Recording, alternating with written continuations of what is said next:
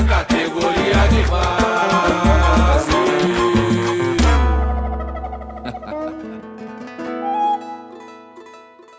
Ó, tá começando mais um Categoria de Base, sou Gui Preto e tô aqui com ele, né, Zezinho? É o Bate devagar por causa do café, hein? Guilhermino, é nóis, pô. Eu sou o Zé Felipe. Gui, mais um, irmão. Tamo mais um hoje. Tamo vivo, tamo Tamo vivo. vivo. Nós Vamos viver. Nós e o Pepe, mano. Tamo mais uma semana aí, então, se você tá vendo esse formato, você já sabe, isso aqui é o Resenha da Base, onde a gente discute aí o que rolou na semana, o que tá acontecendo, ou os principais temas aí que a gente tenta ali falar sobre política do nosso jeito, né, mano? Então, aqui nós não tem, né, DST de jornalista, então a gente vai aqui no que dá. A gente tá vivendo um momento da crise, Zé, que é o lance dos Estados Unidos contra a China e o Brasil nesse meio de campo, entre outros países. E aí a gente ficou nessa brisa, a gente tava conversando ali, tomando um cafezinho, tomando mais um além desse. E a gente tava trocando essa ideia de como que faz falta um projeto de país, né? A gente vê muito político entrar, sair, e não se fala de fato de um projeto, né? Até quem é liberal tá assistindo a gente e vai ficar bravo quando a gente critica, mas é importante pensar, até o seu candidato liberal que seja, qual que é o projeto dele como nação? Tipo assim, ah, por mais que você queira o livre mercado, por mais que você queira liberdade, abre e fecha aspas, econômica, como que o teu candidato passado, vamos pegar o Bolsonaro, pensou o projeto de país? Então, nesses 4 anos que ele ficou, o que ele pensou como projeto, né? Porque muitas vezes a gente tem presidentes atuantes no Brasil que tem a mentalidade de prefeito, que é o quê? Mano, eu não vou conseguir fazer um projeto, senão eu não vou me reeleger. Então deixa eu fazer essa pracinha nova aqui. Que aí o pessoal tá vendo que tem uma praça nova, logo eu vou ser reeleito. E aí não pensa num projeto. Por que essa volta toda falando projeto do país e por que é importante? Nessa guerra econômica de taxa que a gente está vendo, o Brasil, por não ter um projeto, tampouco a gente consegue ter não um lado, mas a gente não consegue se manter posicionado. A gente vai acabar dançando conforme a música. Se a China falar, ô Brasil, tá vacilando, a gente fala, ô China, foi mal, tamo junto. Se os Estados Unidos falar, ô Brasil, tá vacilando, a gente vai falar, foi mal, ô Estados Unidos, tamo junto. E faz muita falta, né, Zé? A gente ter uma espécie de projeto para até a gente saber que país nós vamos deixar para os nossos filhos, o que vai ser dessa porra aqui lá na frente. Eu sei que a Amazônia não vai ser nossa. Essa certeza eu já tenho. Nunca foi, né, Gui? Mas total, cara, faz muito sentido. Eu acho que a gente tem um projeto de país. Na verdade, é até uma coisa um pouco estranha, porque parece que a gente não tem um projeto de país, mas nós temos um projeto de país, que é esse país que nós temos. Que ele foi um projeto desenhado pela nossa classe dominante, que é a nossa classe dominante, que eu já até falei outras vezes, que é a classe dominante dominada, né? Aham. Que esse termo nem é meu, é da Vânia Bambirra, eu acho legal deixar aqui. Porque Vânia? Vânia Bambirra. Vânia Bambirra foi uma marxista brasileira. Tá? Então, assim, e o projeto é deles. Se a gente olhar ao redor do Brasil e fala, puta, esse país não tá do jeito que eu queria. Tipo, eu imagino algo diferente, a gente tem que se juntar. Porque, assim, o projeto que existe é um projeto da burguesia brasileira, classe dominante, grandes capitalistas, como você queira chamar. Né? Mas, assim, ele existe, só que ele é todo feito para eles acumularem capital. Que muitas vezes a gente até já falou, né? Eles nem moram aqui. Não Mas mora. para eles tá bom demais. Porque se a nossa classe dominante ali, a elite, tá? Elite eu digo pelo posicionamento, né? Não pela capacidade. Que os top 15 bilionários brasileiros que eles giram em torno do quê? De banco, cerveja, agro, boi. Cara, para eles o país vai muito bem, obrigado. Sim. Maravilhoso. Né? Mas é aquela coisa, mas no momento desse, por exemplo, de conflito externo, falta ter um projeto nacionalista, porque o projeto deles não é nacionalista, é entreguista. É lógico, a gente não tem fábrica, não tem nada. Porque para eles favorece ser entreguista. Sim. Como é uma classe dominante, dominada, ela fala amém para muitas coisas que a classe dominante dos países centrais dita. E ela fica com o que ela pode ficar. Por exemplo, algumas vezes a gente até já falou, pô, a nossa classe dominante, ela pode criar uma fábrica de carro? Não, não pode. A burguesia internacional não deixa. Só que ela pode ser dona da educação e da saúde. Ela pode comprar toda a educação, ela pode sucatear a saúde pública e a educação pública e colocar dela. Isso a burguesia internacional fala, isso aí eu não tô preocupado com isso. É até bom que você fica burro. Fica pra você Você isso aí. pegar o Japão, por exemplo, o Japão, quando ele tava bombando ali, pós, é complicado falar bombando pós-guerra, né? Que jogaram a bomba lá, mas. O Japão, quando tava bombando, os Estados Unidos se ligou e deu break nos caras de novo. Tanto que a economia do Japão não cresce Tá uma estagnada, cota. tá estagnada. Então, muito pelo contrário, né? Já tá descendo. Então, é proposital. O Brasil, porra, o Gurgel, não tô falando que é o melhor carro do mundo, caralho. Mas é uma tentativa, assim como lá fora a Hyundai também não voava, mano. Só que os camaradas pegou e falou assim, mano, é essa merda que tem, nós vamos até o final até essa porra funcionar. Aqui não, a Gurgel é uma bosta. Ah, então deixa quieto, parou. Ah, a Sabesp não tá da hora. Ah, então privatiza. Ah, o Correios, vamos privatizar. Ah, não sei o quê. E aí, essa ausência de projeto, mesmo tendo projeto, fode muita coisa, porque a gente vira realmente esse leilão a céu aberto, que privatiza a porra toda. Sim. E aí você tem estrada, por exemplo, você tem o IPVA, porra. O IPVA, pra que ele serve, no final das contas? Ó, o Brasil precisava construir estradas, né? Ampliar aí as rodovias. E aí falou, ó, eu sei que você já comprou teu carro, mas precisa recolher esse imposto pra melhorar as rodovias. Eu falei, beleza, porra, tá bom, então vai ter que pagar essa merda como se eu estivesse pagando meu carro todo ano. Entenda que eu não sou um ANCAP, que eu tô falando que eu sou contra imposto, né? Mas, a partir do momento que o seu imposto é pra rodovia, você não acha errado você ir lá e privatizar essa porra e me cobrar um pedágio? Sim. Mas isso é claramente o quê? Um país que não é que a gente é entreguista em grande escala, né? Seja tipo de não ter o mínimo de proteger ali, tipo, vou mandar toda a soja e não fica com pouco, vou mandar todo o gado e não fica com pouco, vou mandar todo o café e não fica com nada, laranja. Não, a gente entrega no mínimo. Sim. Porra, e aí esfola o cidadão, que é tipo assim, mano, agora você vai pagar pedágio e vai pagar o IPVA, ou seja, nós pagamos o bagulho, o Estado vai e faz a estrada. E aí depois ele vende a estrada que ele continua pagando imposto, cobrando imposto dessa mesma estrada. Sim. Então a gente entrega não é só no macro, é no micro também, mano.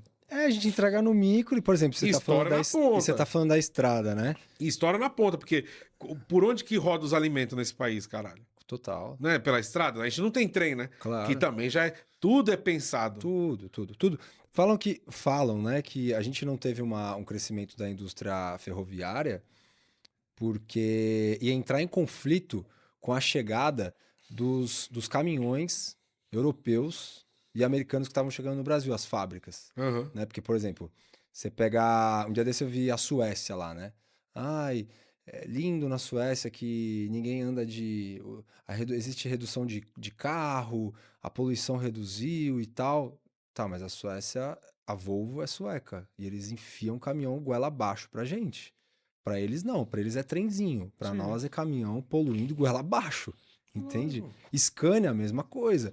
Então, assim, o que eu quero dizer esse é o ponto, né? Ou seja, existe por trás, já que você não tem um projeto nacionalista, tem países do mundo que têm projetos nacionalistas, como a China, tô falando só da China, como a Suécia tem. Então, como eles têm projetos nacionalistas, eles engolem a gente. Sim. Porque eles vão olhar o projeto deles e vão adaptar para cá.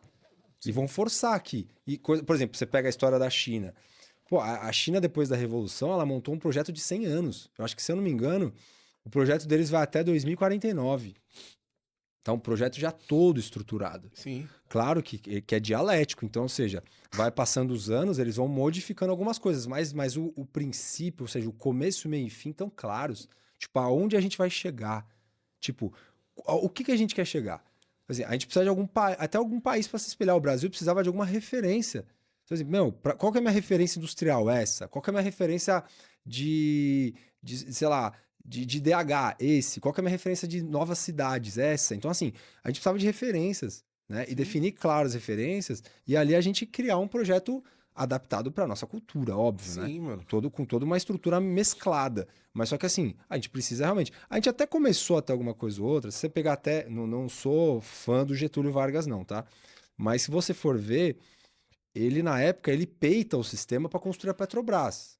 Tá? Ele peitou o sistema para construir a Petrobras. Porque não é tão simples. Porque como aqui sempre teve influência de burguesia internacional. Para você nacionalizar o seu petróleo, você teve que enfrentar aquilo. Você pode ver até que ele criou até a CSN. A CSN é a Companhia Siderúrgica Nacional. Sim. Né? E não sei se você sabe a história, mas ele cria a CSN de um jeito muito interessante. Os Estados Unidos pedem apoio para a Segunda Guerra, ele fala, tá bom, eu apoio, só que eu quero que vocês me banquem aqui uma siderúrgica nacional. Porque o cara já tava de olho em várias coisas. Porque assim, pô, pra você construir um carro, você precisa de uma siderúrgica. Entende? Porque assim, não adianta nada você falar, eu fabrico um carro. Suponhamos que agora até já tem empresa brasileira que fabrica moto elétrica. Eu fabrico moto elétrica. Legal. Sério, brasileira? É, legal. Sua bateria é de onde? Hong Kong. Seu motor é de onde? China. Então assim, o cara só monta, entende? Então assim, Você junta a peça, né, mano? e aí você sofre várias coisas. Você sofre pressão internacional, você sofre aumento de taxa, você sofre um monte de coisa. Eu tô querendo dizer o seguinte, precisamos de uma indústria soberana nacional, que a cadeia seja quase 100% nacional. Sabe? Tipo assim, para realmente a gente conseguir se posicionar no mundo, porque existia um papo de pós-industrialização.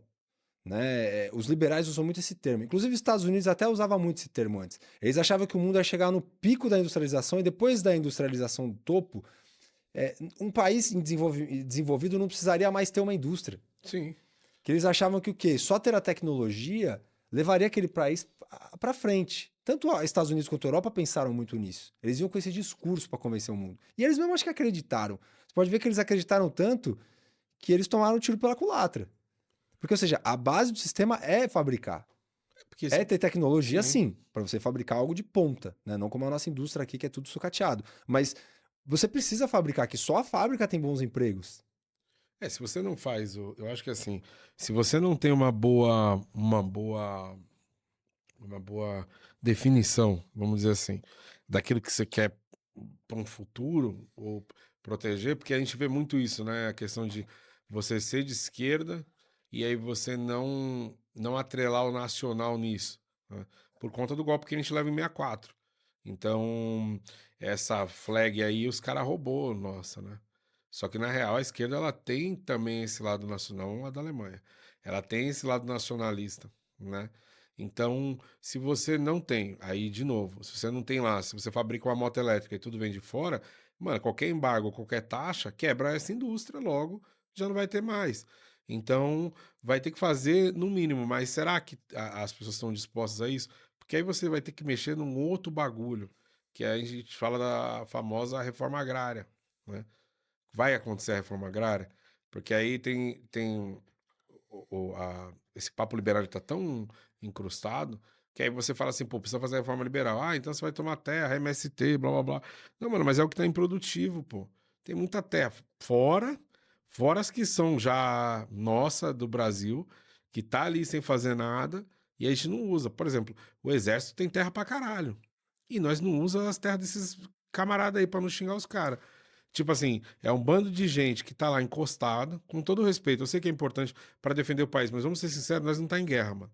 Pra proteger a fronteira. Meu amigo, o tanto de droga que passa aí não é brincadeira. Entendeu? Vamos ser honestos.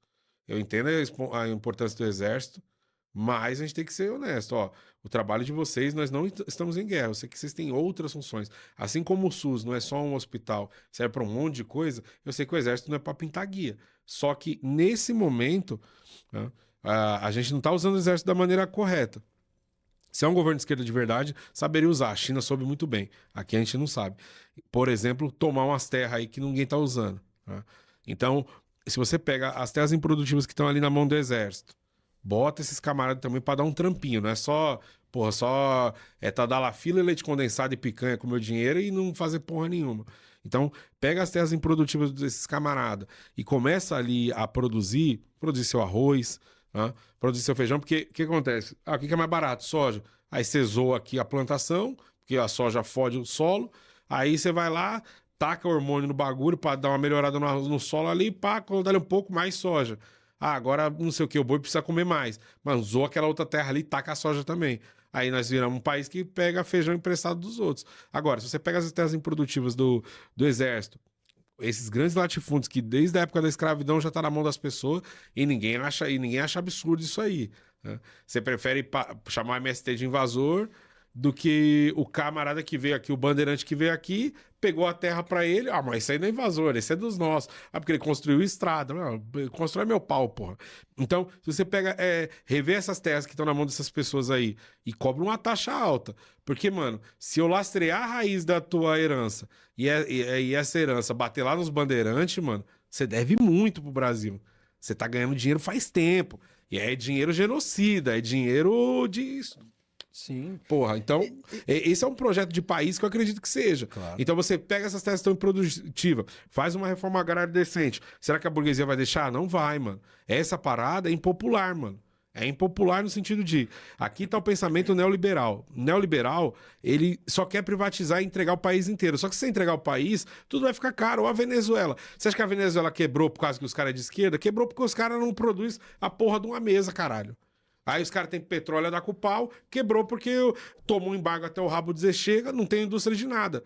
Concluí meu raciocínio aqui, eu vi um vídeo do Nômade... Um camarada que ele sai aí sozinho, mano. Ele mesmo se filma. Aí ele foi pra Venezuela. Acredito que ele tem um pensamento mais pra direita, acredito, se estiver falando errado, desculpa. E aí esse camarada foi lá na Venezuela, então você vê os comentários vagabundo, mano, espumando pra falar mal da Venezuela. Só que o camarada foi lá, e se você não falar que você tá na Venezuela, você fala que o cara tá no Brasil. Né? E aonde o cara tava ali, na capital, não tinha Caracas, né? Não tinha, como é que fala? Mendigo pra caralho. Diferente daqui, desce aqui em São Paulo pra você ver, o tanto de mendigo. Porra. Desce no Rio. Brasília deve os caras dar uma limpada ali, né? Então você chegar na Venezuela, olha como é que a gente é otário, né? O governo Bolsonaro, isso é graças a Deus ele não tá agora com o Trump, né? Senão nós estava fudido de tomar taxa. Beleza. Então, ele desce na Venezuela, os caras viram e falam, tá filmando por quê? Ah, não, pro Brasil. O cara, porra, pro Brasil? Pô, Lula, não sei o quê, papapá. E os caras tratando nós mó bem, mano. O camarada chegou lá pra comprar, sei lá, mano, digamos que ele comprou uma soda. Pô, o cara ganhou uma arepa, ganhou mais não sei o que lá. E é um país que os caras visivelmente não tá com grana, mano. Só que os caras é muito solícito, tipo, banana lá não é a dúzia, vende por peso. Aí o cara, porra, deixou um dinheiro a mais, a mulher falou, não, que isso, então toma mais 2 bananas. Você vê que é uma galera solista, tipo assim, mano, nós é América do Sul, caralho, tá ligado? Então o projeto nacionalista, concluir minhas ideias, assim, parte também do princípio de se reconhecer, não vira-lata, né? Primeiro brasileiro, primeiro você é brasileiro. Você não é tio Sam, você não vai na Paulista com bandeira do Elon Musk, você dos Estados Unidos. Ah, eu tenho visto não sei o quê. Mano, pega o seu visto e enfia no rabo. Você vai chegar lá na Itália, lá os caras vão falar, não, você não é nosso, cara. E você é América do Sul. Porque a Venezuela, por mais que você critique os caras, mano, os caras vê nós como nós. Eles não vê nós como um bando de arrombado vira-lata. Os caras tratou o maluco mó bem, mano. Muito bem. Vale a pena assistir esse vídeo da Venezuela. Pô, é da hora demais, mano. Da hora, não vou assistir. Só pra fechar essa ideia. Acho que é isso que, por país ser nacionalista, acho que era esse o caminho. Reforma agrária e se entender como nação também. É muito importante. Sim, e como sul-americano, você deixou bem claro, né, Gui? Lá no Extra América. Não, é verdade, porque a gente se identifica, às vezes, muito mais do que com um italiano e um espanhol que, sei lá, foi tataravô do cara, do que, tipo, com um latino-americano, que é nosso irmão e aliado. Sim. Tipo, esse é o nosso continente. Nós sofremos dores muito parecidas do que as deles. Né? Então, acho que existe uma conexão mesmo. Tanto dos povos originários, escravidão, né? Claro que, pô, você pega o Chile, não teve tanta escravidão da África, mas você pega uma Colômbia, teve pra caramba, né? Um Equador teve. Então, eu acho que a gente tem uma conexão mesmo. Eu acho que falta nisso. Eu concordo com você. O primeiro passo é o nacionalismo brasileiro. Nós temos que identificar quem nós somos. Sim. Né? Ter esse grande orgulho real, mas não de levantar só bandeirinha. Não, o orgulho não tá aí. A nação que a gente quer construir é uma nação soberana. E para ser soberana, ela tem que ser popular. Não há outro jeito. Porque, assim, como eu te disse, já existe um projeto de país da classe dominante, que é o que está em exercício. Sim. O nosso projeto de país ainda não existe. Nós temos que construí-lo e ele é antagônico ao projeto deles. Então não tem como a gente negociar, Gui. Igual você falou na reforma agrária. Eu também sou a favor da reforma agrária. Agora vai minha pergunta. É possível uma reforma agrária no século XXI? Não, é impossível. Não é possível porque não há como negociar com uma classe que o capital financeiro, ele já se deslocou para o campo. Então, ou seja, quem é dono do campo? O capital financeiro, muitas vezes. Não só os estrangeiros, mas também o capital financeiro. O pessoal da Faria Lima já é dona das plantações de soja. Então, como que a gente negocia com quem manda no país? Não dá para negociar. O cara vai querer entregar a terra dele? Não vai. Não, eu acho que por isso que eu sou a favor. Vai lá e compra. Mano, primeiro passo, tô tentando comprar de você aqui. Você vai vender? É para um bem maior. Ah, você não vai. Mano, então nós vamos te tirar a força. Porque o que acontece? Como eles têm um capital, cara, eles têm todo o poder nesse sistema. Então, o ponto, a gente tá numa encruzilhada cada vez pior no Brasil, que eu não consigo ver mais. Eu sei que é possível fazer reforma, tá? Eu sei que é possível. O SUS foi uma reforma que foi feita, é possível. Existem momentos históricos no sistema capitalista que você consegue emplacar uma reforma. São históricos, você tem que aproveitar a brecha que abre, entendeu? Coisa que no governo do Lula, muitas vezes ele não aproveita, né? Que não fez nenhuma reforma. É que eu acho que o termo reforma, eu entendo que você disse que não é pra fazer a reforma, tô ligado. Não, não, não digo que eu não consigo ver possível. Talvez seja uma revolução, assim onde vai chegar isso aí. Mas, mano, pra gente pegar em termos que as pessoas estão mais acostumadas, eu entendo que a reforma seja uma coisa anterior à revolução, de realmente pegar e coisar. Mas eu acho que dá pra conversar no intuito de, tipo assim, vocês entenderam aqui, ó, você que tá assistindo no YouTube aqui agora, digamos que eu tô no Jornal Nacional falando e o Brasil tá ouvindo, fala, ó, você que é da Faria Lima, tá cheio de solo improdutivo aí seu, porque tem muitos camaradas que deixam parado o bagulho de propósito. Sim. Aí o camarada vai falar assim, ó, cara, eu tô querendo como Estado comprar isso aí. Eu acredito na reforma por esse caminho, único e exclusivo. Ó, eu quero comprar de você. Você vai me vender? Não vai. Então nós vamos tomar. Sim. E aí, beleza. Tem alguns caminhos para reforma. Eu digo assim, são caminhos que eu não consigo. Eu não tenho mais tanta esperança em reformas, tipo, principalmente a agrária, no século XXI, tá ligado? Tipo, ainda mais com os governos que a gente viu no Brasil de esquerda, até hoje. Sim. Tá? Eu sei que existem mecanismos para reforma, existem, mas os que se mostraram até agora. Porque, por exemplo, cara, caminhos tem, entendeu? Só que tem que ter um enfrentamento gigante. Por exemplo, quando houve o golpe de 64, tá? O João Goulart. Ele ia justamente fazer. Ele ia pegar as terras da BR. Sim.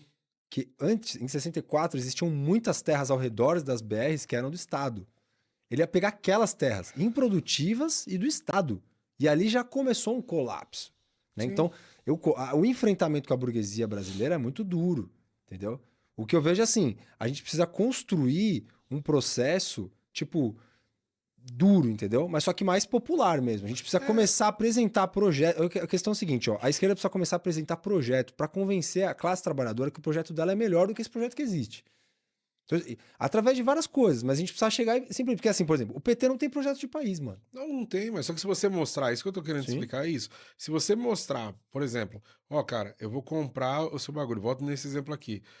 Vou comprar esse negócio teu. Por que você quer comprar? Porque aqui nós vamos subir um bagulho aqui, uma fábrica, ou nós vamos plantar arroz, que essa porcentagem de arroz, ela não vai embora, porque é do Estado, e nós vamos vender muito mais barato para que você tenha acesso mais barato. Entendeu? Eu tô te explicando os porquês eu tô fazendo isso. Hoje, quando se fala revolução agrária, reforma agrária, porra, é tipo assim, é o conceito, cara. Sim. Tá ligado? A gente fala muito do conceito. Tá, mas na prática, como que seria feito? Então, nós compra e nós quer fazer isso aqui. Isso aqui vai impactar no preço do que você compra. Talvez o trabalhador falar assim, porra, mas faz sentido o que esse camarada tá falando. Sim. O problema é o cara falar assim, pô, eu quero o fim da polícia. Aí o cara fala, mano, você é louco? Acabaram de me roubar ontem, caralho. Sim. Entende? Sim, sim, sim. Peraí. Eu quero que eles tenham uma carreira, porque o que acontece hoje com a polícia? Não tem promoção, os caras, o salário deles é uma merda, aquela coisa mais militar, a polícia é militarizada e tudo mais, não é igual a polícia civil, os caras ganham mal, aí fica essa merda, aí os caras se corrompem e vira a bosta que tá o país do jeito que tá. Sim. Beleza? Não, mas o que nós como esquerda falamos? Porra, acaba com a polícia. Caralho, aí ninguém tem de bosta nenhuma. Sim, então você tem que fazer, você tem que... eu quero um projeto de país. É igual você explicou. Ó, começou lá atrás, então é uma classe dominante. Mas quem que é a classe dominante? Você explicou, ó, é o financeiro. E quem que domina a classe dominante?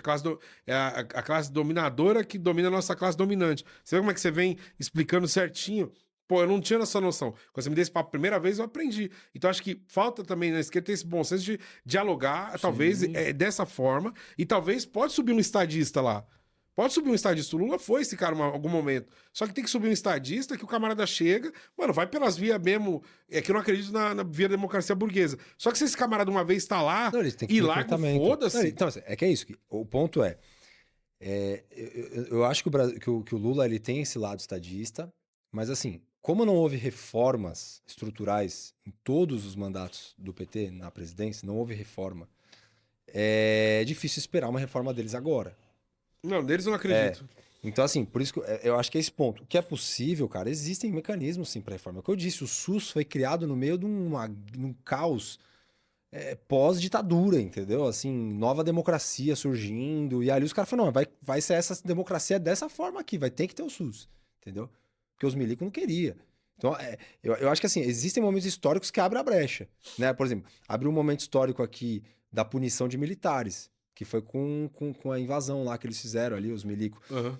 Né? Era um momento pra gente realmente começar a julgar militares, a ter punição para militares. Sim. Foi feito? Não foi, né? Então, assim, o que eu quero dizer é, existem momentos históricos, brechas, abriu uma brechinha, mano, vamos, entendeu? Mas é isso, eu acho que o projeto que a gente acredita é o quê? Para a soberania, ele é um projeto popular. Tipo assim, o povo tem que ver a realidade. Tipo assim, não adianta o povo achar que o projeto é bom para ele porque é bom para a classe dominante. Porque quando a mídia fala mercado, uma coisa tem que estar clara na nossa cabeça. Quando a mídia fala mercado, ela quer falar classe dominante, grandes capitalistas ou burgueses, como você queira interpretar. Mas é isso que ela fala. O mercado não é uma entidade assim, abstrata. Não, ela é clara quem é. Ela é uma classe, ponto Sim. final. Só que quando fala mercado, às vezes o camarada ali, o trabalhador, fala, puta, vai me afetar também. Tá ligado? Mas, cara, tá focado em outra classe, né? Então o que a gente precisa é pensar num projeto nosso mesmo. É uma coisa difícil? É, mano, não é simples. Mas eu acho que Mas a gente precisa começar a falar. Mas a simplicidade, tava até olhando o time ali, mas a simplicidade, Zé, ela tá em como vai ser informado. Né? Concordo. Do mesmo jeito que burguesia, eles arrumaram um jeito de enfiar a palavra mercado e a gente não sentir isso aí, precisa se começar a se falar, entendeu? E não vai ser a Globo. A Globo não vai na novela dela pegar o camarada. Já reparou isso aí? O camarada tá na novela, comprei um azeite. Em nenhum momento o cara reclama porque o azeite tá caro e dá explicação ali no episódio, no coisa. Entendeu? Né? Então, eu acho que tem que pegar esses propagandistas que a gente tem de internet e eles começarem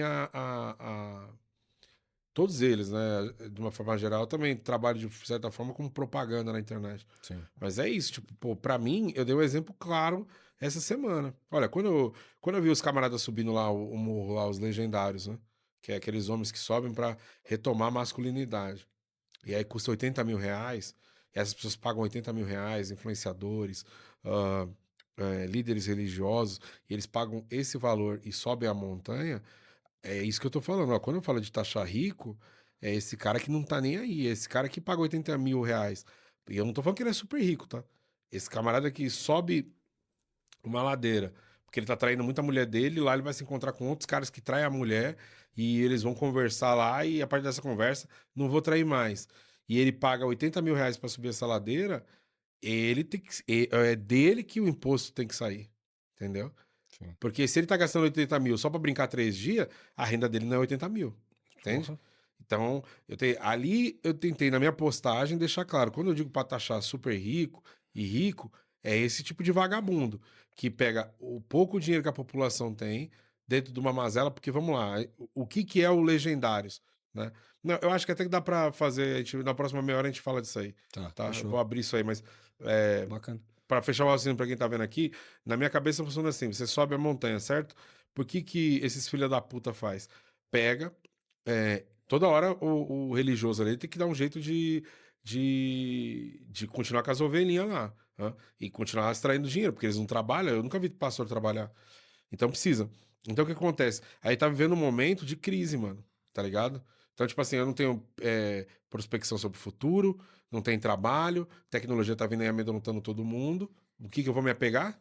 Na religião. E aí tem uns caras falando que se você subir um morro, através de vários encontros, você vai retornar aquela macheza lá da década de 80, 90, Schwarzenegger. E, pô, se você lembrar aquela época, a economia era boa, tudo era maneiro. Então tem esse resgate ali que o cara faz, no teu inconsciente, vagabundo vai e faz o bagulho. E sobe a montanha. Mas a gente podemos falar no próximo bloco ali, certo? Sim. Ah, Deixa eu só mais pincela aí que a gente vai... uma pincelada só final da soberania, voltando à soberania mesmo, Perdoa, e o perdoa. projeto de país. Mas só um minuto. A religião ela é usada assim como sim, claro. projeto de dominação, tá? Total, não, total. Acho que assim, o projeto brasileiro, cara, de construção de país, ele tem influências totais das religiões. Passa todas, totais. Inclusive aquela coisa, né? Também deixar claro, não sou nada contra evangélico nem nada, tenho até críticas a evangélico, católico pra caramba, tenho várias críticas a todas as religiões. Eu acho que elas foram usadas muitas vezes como ferramenta mesmo de dominação. Mas realmente a religião que nasce o capitalismo é a religião protestante. Sim. Né? Então, tudo ligado ao capitalismo tem muita influência protestante, tá? Que seria evangélica, realmente tem as mãos, né? Assim como a católica nasce no fim do Império Romano e fica forte no feudalismo e tal, a protestante é a religião principal do capitalismo. Mas, enfim. Dá o teu papo, desculpa. Agora, sobre a soberania, por exemplo, eu estava até vendo um negócio bem interessante da Petrobras, né? Que tinha um mapa da Petrobras do que ela era há 10 anos atrás e do que ela é hoje, né? Ela foi desmontada. Total. Né? Então, quando a gente fala de soberania, o que é importante as pessoas entenderem? Cada cadeia produtiva, quanto mais ela for nacional, melhor para o povo. Né? Porque, por exemplo, a Petrobras, da cadeia produtiva, de você tirar um petróleo, né, você tirar a matéria-prima do solo, sabe? Até o posto entrar no seu carro ali na gasolina, isso é uma cadeia gigante. Né? Então, a cadeia produtiva da Petrobras já foi maior, e mais nacional e mais soberana. Eu não sei nem qual a porcentagem, mas provavelmente já deve ter batido assim a cadeia inteira uns 80%. Mas hoje não é 30%. Ou seja, os caras venderam as refinarias, as distribuidoras, né? A BR distribuidora. A gente vai ficar logo só com o pré-sal, uma parte do pré-sal. Sim. Que é o que os caras querem. Então, assim, o que a gente estava falando, quando você não tem um projeto de país, vai todo mundo te engolindo. Porque eles sabem que quanto mais você tiver a cadeia produtiva 100% na sua mão, mais você é soberano. Né? Então isso aconteceu. Nem o agronegócio, que hoje representa muito do nosso PIB, é soberano. Porque assim, dentro do agronegócio... de fora. Os tratores são americanos, né? Alguns chineses. A semente é gringa, o fertilizante é gringo. Então assim, porra, velho, de verdade, mano. Fertilizante, a Petrobras poderia montar uma empresa de fertilizante. Mas só que compensa, né, Zé? Tipo assim, porque o que acontece? Nessa sua esteira da Petrobras, né? Para você entender também. Quando você faz esse esquema da Petrobras de vender, quando o pai... a gente tem essa teoria do... Não precisa trabalhar, seu dinheiro trabalha para você, porque você vai lá comprar ação, certo? E aí, meu amigo, se a gasolina tá 10 conto, estouramos, pô. Porque eu tô com o dinheiro lá investido, entendeu? Sim. Então, para você que tem ação lá... Quanto mais o país quebrar, melhor pra você, mano. Sim. Então, forma esse pensamento na cabeça de quem? Então, o liberal vai e fala pra você assim, mano, tem que ver da Petrobras que ela não funciona. Você vai lá e compra a tua ação. Aí a Petrobras quebra, você ganha teu dinheiro, pau no cu do país, pô. Porque uma economia nossa ela é toda financiarizada. Não só a nossa, vários países capitalistas são financiarizados. Por exemplo, pega a China, a economia deles não é financiarizada. Sim. Porque assim, existem negócios na China que não precisam dar lucro em 50 anos. Sim. Eles podem começar a dar lucro conta-gotas depois de 50 anos. Agora, na financiarizada não, já tem que ter lucro amanhã. E é o que você falou, a nossa economia ela gira nessa financiarização. Então os caras querem lucro imediato. E isso não é bom para nós. Então, é bom para a classe burguesa e o nosso projeto é inverso do deles. Para nós não é bom. Né? Concordo que a pessoa quer se aposentar, quer ter uma poupancinha, mas assim, cara, analisa bem. O país que a gente quer não é esse do imediatismo, não é esse de colher rapidamente o fruto. É um negócio construído, né? Não dá. Mas é isso, tá? Não esquece. Zé, se inscreve no canal, deixa seu comentário. Comenta, curte, compartilha. Beleza? Esse foi o Resenha. Hoje nós falamos de... Projeto Nacional. Projeto Nacional de BR. Popular, né? Exato, né? Na mesma semana aí que a GCM virou polícia, hein? Então, agora os os caras vão parar de enquadrar a estátua, que os caras antes estavam enquadrando, né? Olha lá, Zumbi do Palmares, pega. Agora esses... Protetores de estátua. Agora, cuidado que agora eles estão soltos, agora eles pararam de enquadrar a árvore, beleza? Então a gente se vê na próxima semana, certo, Zé? Obrigadão, você que acompanha até aqui, é isso aí, vamos lutar por um projeto de Brasil, construído pelo povo, por nós e que é diferente dessa classe dominante horrível que a gente tem. É nóis. Valeu! Na categoria de base.